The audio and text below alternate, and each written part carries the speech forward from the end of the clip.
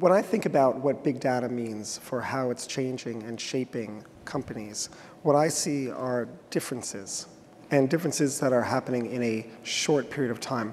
What I'd like to do to start off this session is simply to ask you, how is it that what you do today is different than what you did just 2 or 3 years ago? What has it meant in terms of what you do and how you do it? And I want to ask first, Mike. I mean, from the local government perspectives, getting your arms around the colossus that is New York City has previously been kind of an impossible task.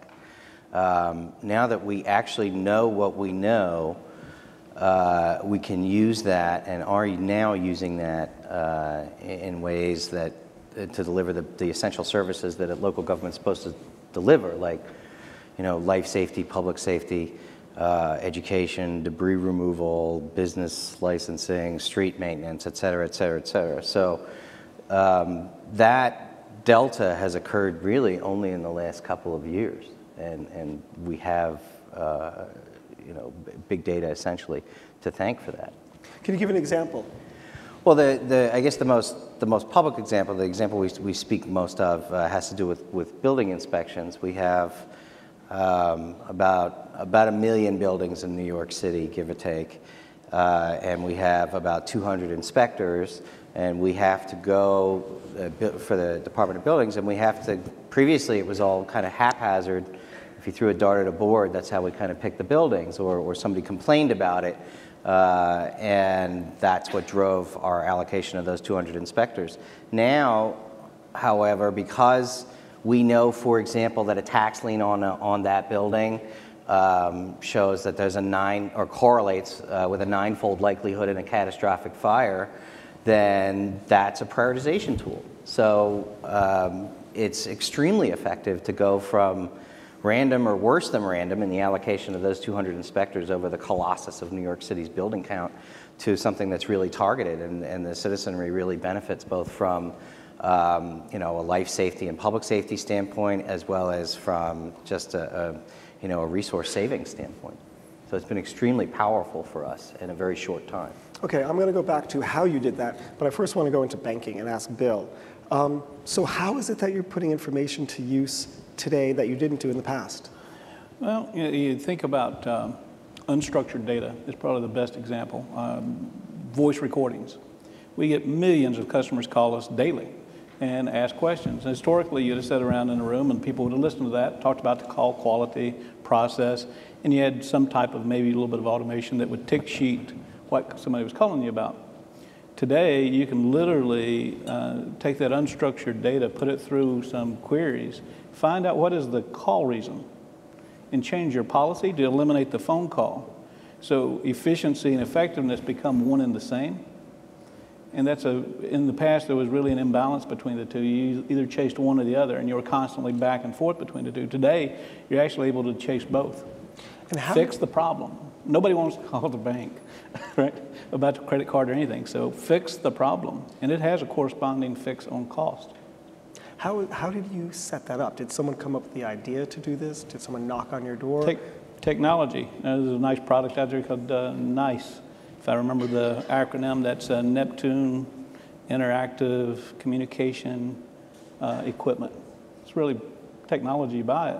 After you make the investment, you have to put it in, go to that natural language, put all your phone calls, and then set it up in a way that allows you to go across that and do the queries. Okay. Brad, stock exchanges have lots of information. What are you doing today that you weren't doing in the past? So I have to disclose that if you asked a couple years ago, I was doing something very different because I just moved to from the Bay Area, relocated to New York City. So Mike and I have some stories we want to talk about later. So I was working for Schwab. It's a local firm that's very much been the champion and advocate of the individual investor. And the individual investor, as we all know, has benefited from the application of technology, cost and access. But I think going and seeing the other side from an exchange, it's clear that the market structure that we have that's delivered that speed and that cost reduction is probably not the right end structure. And you've got, it's in the news, high frequency traders, that if you listen from that side, they say we bring liquidity, and there's an argument, a compelling argument for that's always better. The more liquidity, the more you have. From the exchange side, we have a set of rules that the regulators expect us to follow that a different trading venue may not have. And then from the use of data, Schwab's position would be that market data should probably be free because it was originated from their customers in the first place. And I think each viewpoint has some merits, but you need to actually look at what's happening, and it's not universal. More liquidity is not always beneficial. Probably there is a cost that the end retail investor should pay for market data, although maybe less than it is today. But I think what we will do different is we're going to be able to look at the information and come together versus being polarized, where I think that's the biggest opportunity between business and regulators is to have a new fresh viewpoint about what's really happening, not long-held beliefs about what is good, but really looking at what's happening today. Brad just said something, long-held beliefs, I think, is the other major change that's going on here, is that in the past, the gray hair on my head would have counted for something in terms of an experience set and telling me to do something differently. Today, it doesn't count for as much. I need to act on data. I need to act on fact. The notice or the capability of saying, give me the data and give it to me quickly to enhance the decision making probably has more impact on than anything else inside the financial services marketplaces. It says, don't act on experience, don't act on the gut. Test, retest, test quickly, come back with information. Acting on information makes you think about second and third order effects. And the short-term answer isn't the long-term answer in most of the cases. There's a book, we were talking earlier, there's a book called Thinking Fast and Slow, Daniel Kahneman, a Nobel Prize winner on economics. He's also a psychologist, so behavioral psychology. You read that book and think about how we make decisions as human beings and how wrong we are about how many things. It tells you the data is the answer to improve quality of life, quality of decisions, speed of decisions, and eliminate those unintended consequences that we are constantly dealing with. I see Mike nodding as you're speaking, so let me nod. It seems like this touches a nerve with you. What's up? Yeah, I mean, I think what's been so powerful for us, or the thing that shocked me the most in New York City, that surprised me the most, it was the most unintended consequence, I guess, was the disruption caused by just the internal transparency. I know there's a lot of talk about, I'm also the city's chief open data officer, so I'm responsible for making sure that what we do gets out to the public. But the more disruptive thing for us has been the fact that every agency, all 30 some odd mayoral agencies, knows what the other is up to now in a way that previously wasn't possible. And so each can be held accountable for the actions of others, and others are held accountable for the actions of each in a way that has never really previously been possible. So this whole concept of data-driven decision-making or evidence-based decision-making, when I tell my the statisticians who work for me, the kids, I love it. Yeah. I eat gray hair. Yeah. The non-experts. Yeah, when they all kind of laugh about the thought behind data-driven decision-making, because they all tend to say, like, well, what's the alternative? Are you going to just throw a dart at a board? But I do recall very, very strongly, I mean, when I was a DA, a lot of those decisions are very gut-based. In law enforcement, generally, a lot of decisions are gut-based. I'm talking to you and I'm trying to suss you out and figure out what you're about. The thing that's so fascinating to me is that, you know, there's this, and you mentioned this in your opening, right?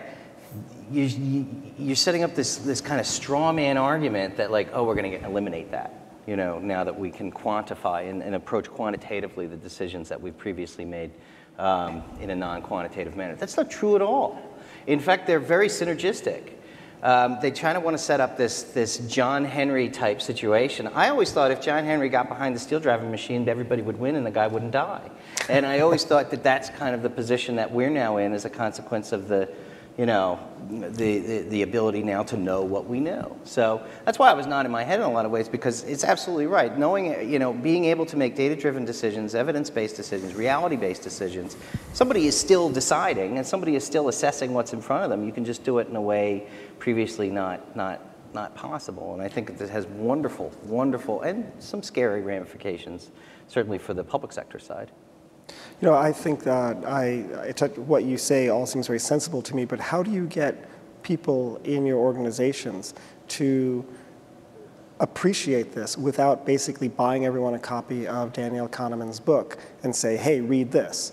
Because I have a feeling that data threatens people.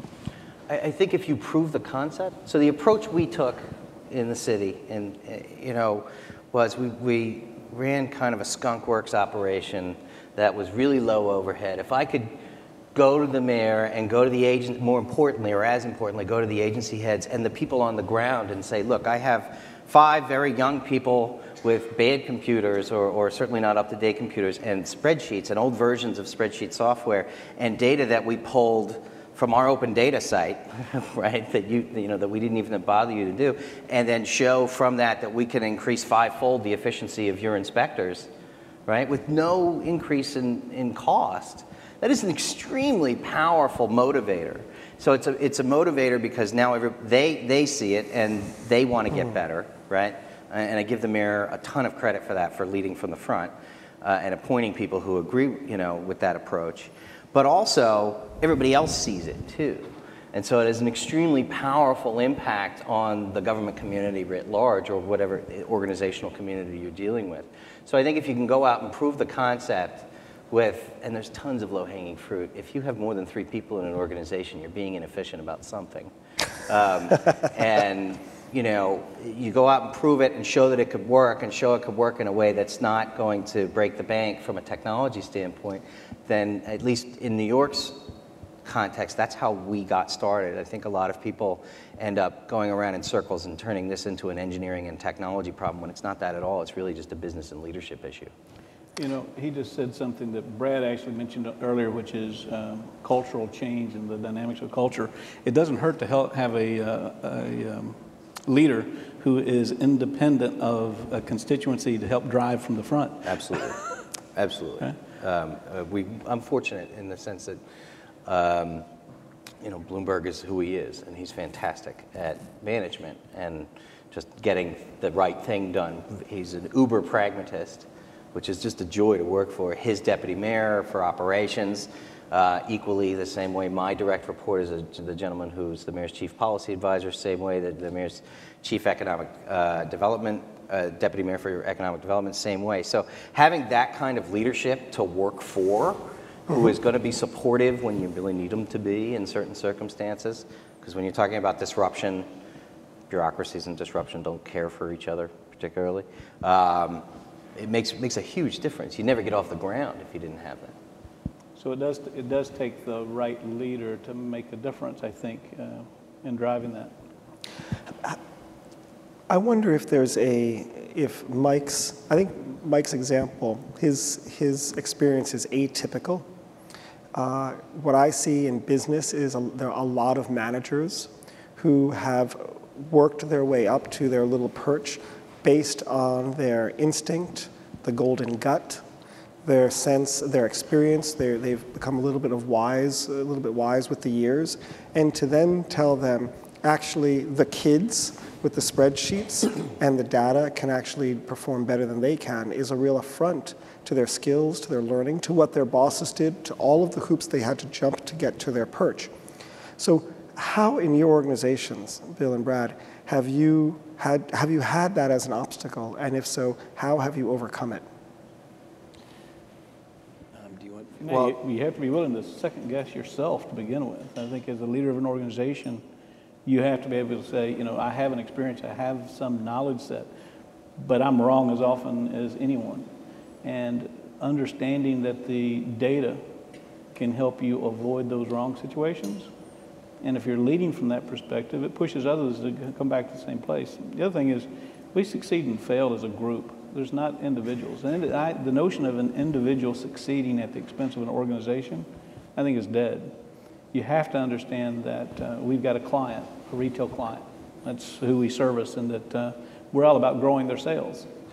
All the other things kind of take care of themselves. If you understand that what you're in and the business that you're in and what the purpose is, and then say all of the rest of it has got to be fact-based. And transparency. The notion that you can hoard information and information as power is just dead. Everybody needs to know the same set of facts. We can discuss it. We can have a different opinion what to do about the information, but everybody has to be able to have the same set of information if you're going to get at the best decision making. I think you just have to drive that. And it's a constant. It's not a say it today and it happens tomorrow. It's something that occurs over time. Great. Right. So I would say, and I think there may be a few folks in the audience that I worked with. I had the advantage or the opportunity to work at eBay. And eBay had a pretty elegant and simple business model, unlike Amazon that had to move a lot of physical goods and become expert at logistics. We were, pointing people together and forming a bond. So we didn't have a lot of the overhead of putting in a huge, heavy materials or inventory management system or manufacturing. So we realized that we were advantaged that we could see people as they browsed. And it was, in essence, we could see them shopping, and they would type into our search line what they were thinking about buying. So it was their raw, this is how I think about what I'm shopping for. And it became this incredible, rich, intention-based, this is why I'm here and this is what I want to do. So we were able to focus on that's just a different way of doing business because probably we didn't have all the other problems to solve. So eBay went very quickly from being no one on, in this area to one of the leading users of it, and probably, Amazon was there as well. There's a few of these firms, and clearly Google and Facebook, because they have similar advantages. They have so much information, and the information is so core to their improving their business. So then going from eBay to financial services, I looked for people that kind of thought that way. And there are folks that don't get it and resist, but in the end, there's similar examples of that. And I think in talking to Mike and Bill, it's clear it's not just eBay or Google that can take advantage of big data. It is though harder to get through I think the cultural resistance at other firms. So you have to believe it, and I was fortunate enough probably that I just saw it and knew that it would work in financial services too. So what do you hope to accomplish at NASDAQ? Well, there's a thank you. That's a very good platform to talk about. Didn't mean it to be. The NASDAQ OMX, the interesting little add-on to that is a great story of some engineers and folks in Sweden that had a very limited market. We acquired them, so we give a lot of credit.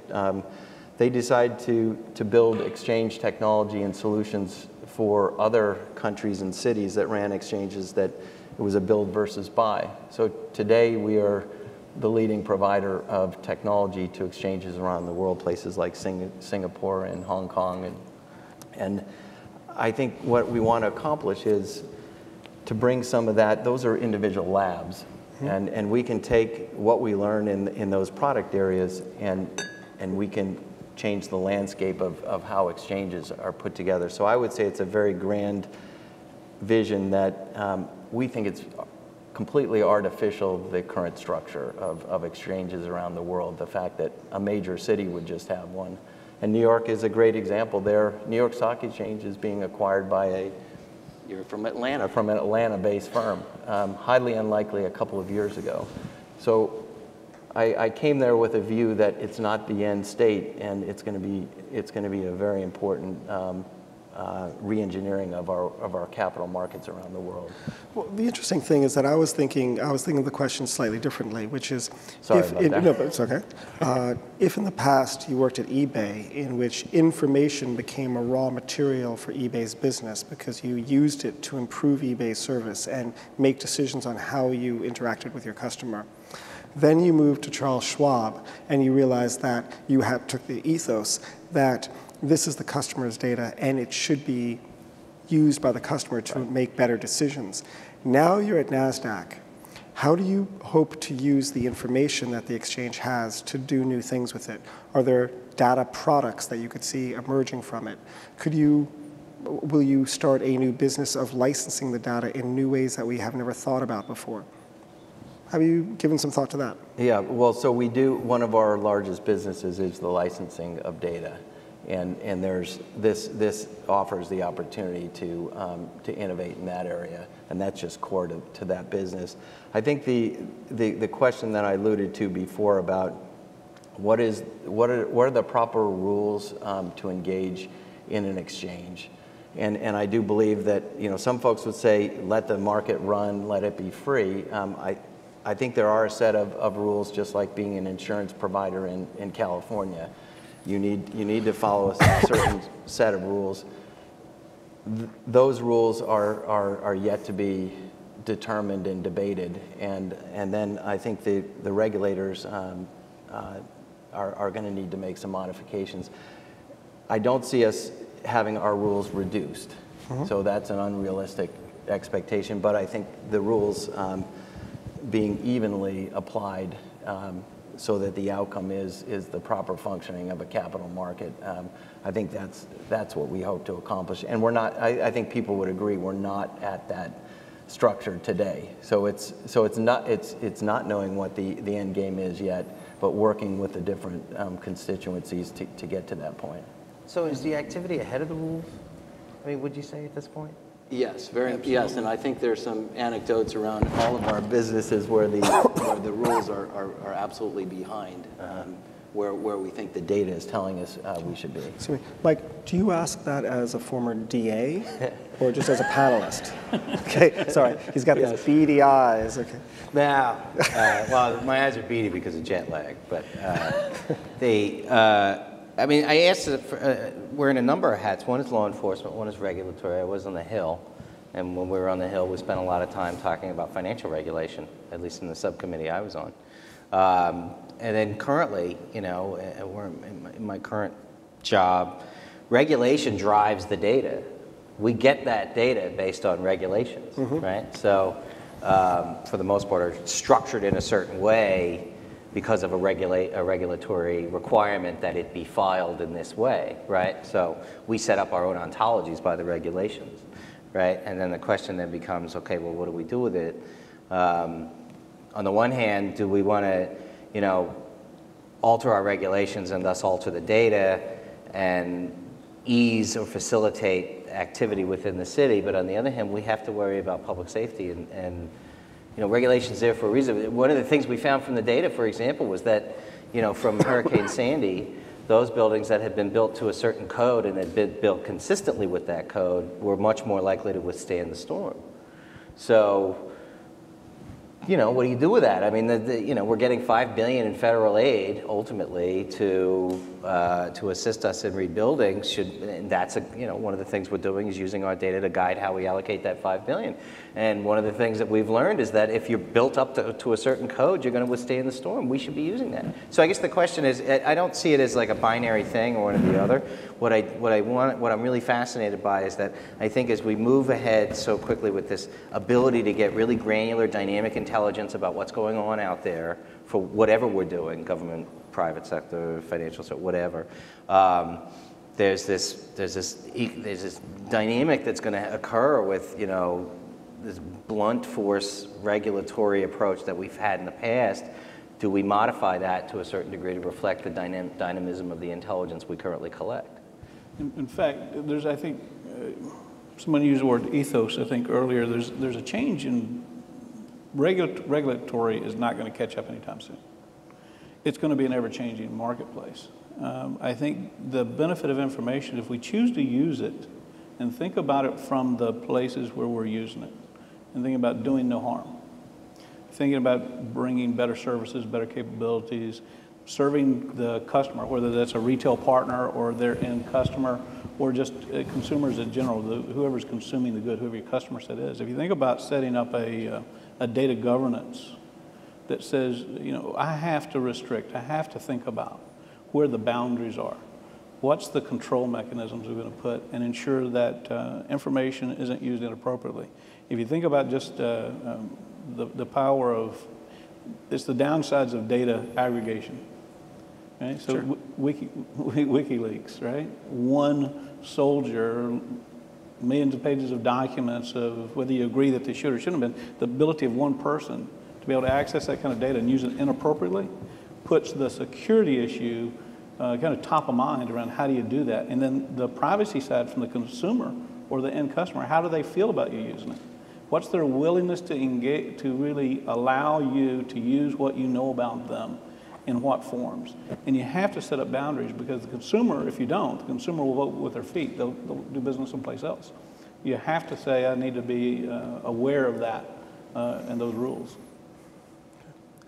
We are going to turn to questions in just a second, so come up with your thoughts and then raise your hand when you have questions.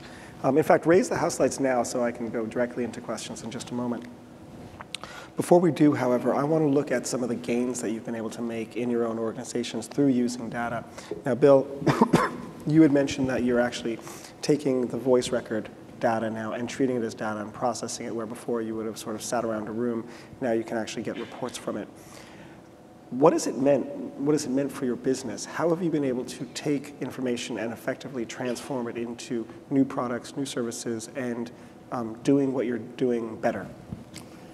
You know, it's probably better to talk about it the way it's affected our customers. So clients, the Home Depots, Sears, Macy's, Radio Shack, Goodyear's, Office Depot, Office Max, the retailers that we serve. You take those clients, and the way that we're able to take data now, where before it was their data and it was our data, and each sits in a room and says, well, what do I do with mine? And you do what's yours, and you're both kind of questioning it. Today, it's data set. It's information. We're sharing that data. We're both aggregating it and getting to the heart of who the customer is. You know, the who, what, when, where answers are all there.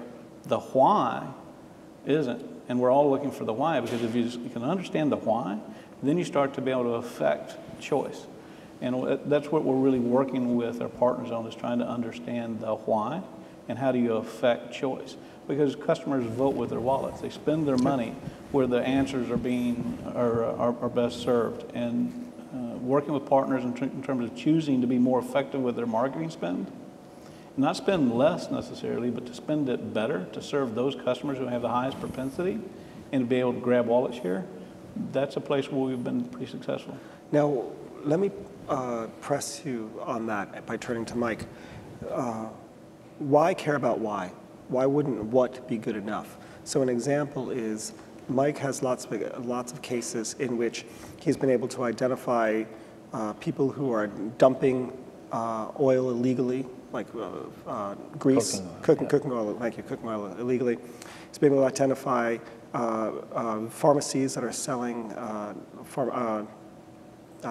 prescription drugs illegally, not by looking for the why, but for the what. Mike, why don't you give one or two examples of what you've been doing, and then let's have this conversation over the why versus the what in big data. I mean, the two correlate analyses you mentioned, right? One had to do with, we have 20-some-odd thousand restaurants in New York City, licensed restaurants, and you know, then and it's excluding trucks and all that stuff, right? And then we have a bunch of catch basin drains, and every restaurant generates grease, and if they don't have a license with a regulated hauler, then that grease ends up in the drain, and it clogs the pipes, and it causes all kinds of headaches. So, you know, we just did a basic correlate analysis. If a location had a clogged catch basin near it and did not have a regulated hauler, that, for us, told us to target that location above another location for enforcement action, and it was extremely effective. The other example was for OxyContin and oxycodone, a rising problem in the rest of the country, fortunately not as much in New York City yet, but we're trying to get ahead of it to a certain degree. And we simply did a basic analysis of all of our pharmacies, about 2,200 of them or so, or 2,150, and then we identified about 20 of them that represented, about 90% of our oxycodone distributions, at least in its most pure form. And then just using that metric, right, knowing nothing else, as a targeting mechanism to allocate our audits, our Medicaid reimbursement audits, right? So those two things, we didn't really dive into the why at all. We just kind of used it directionally. We wanted to identify, out of this ocean of possibilities, what was the narrow wedge of that universe that we should be allocating our enforcement or just even question-asking resources towards, right? So that, for us, was less, we really didn't care about cause at all. And honestly, if I were to try and dive into cause on anything I work on, it would be a miserable failure. I don't, the only thing I have subject matter expertise in outside of, was like stuff having to do with Saddam's trial in Iraq, or, mostly law enforcement related, right? That's where my subject matter expertise really lies. We look into things that have really very little to do with law enforcement now. I rely on the experts, the subject matter experts in their domains, to tell me what those bad things and or good things look like, and then we try and replicate that in the data for correlate analysis purposes, but I really don't, I don't have the background to get into cause. Okay. But that's the challenge. I mean, if we stay in the world of correlation and don't take the next step into causation, we're always responsive. We're not proactive. And so how do you move to a proactive stance in anything that you choose to do, as opposed to being constantly in a reactive environment? And I would say government services, because they are government services, is going to always have a bent to the reactive, because of scarce resources. But if we could ever get to a point where we can think about the causation, much different. And a good example in our business is everyone for years, decades, have said that the correlation between losses and unemployment rate was out there. They would infer it was even a causation. The reality is that broke during the Deep Recession. The real correlation, the closer to the causation, was unemployment claims. Not the rate, it's the claim rate. So how did the change in claims and the claim get in advance of it? And you saw that model break, but when you moved to the claims rate, it held true all the way through. So still a corollary, but it's closer to the causation, which is job loss.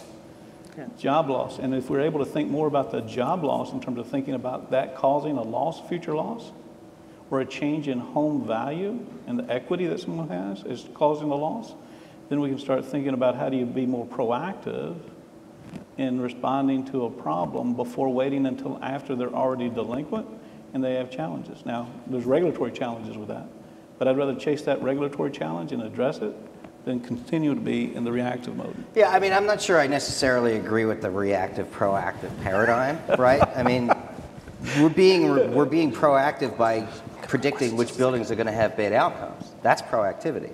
So I'm not exactly sure I entirely agree with that construct. But, more to the point, the fact of the matter is that,